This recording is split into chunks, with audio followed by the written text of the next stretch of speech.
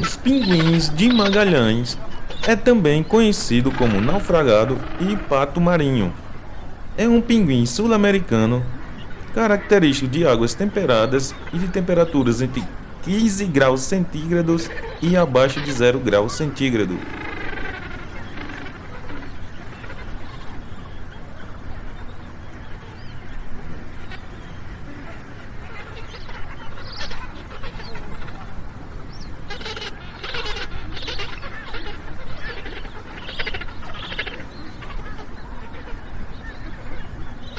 Esse nome se refere ao Estreito de Magalhães ao sul da América do Sul. Assim, é ave de Estreito de Magalhães com nadadeiras em forma de cunha.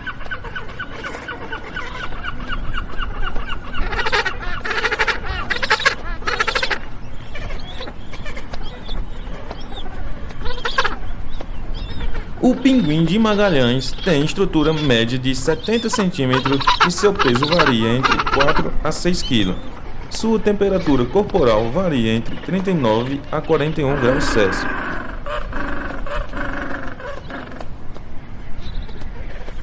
Os ossos dos pinguins de Magalhães são densos, sólidos e não pneumáticos. Isso impede que essa ave voe longas distâncias. Assim, sua plumagem são especializada para o nado e o mergulho.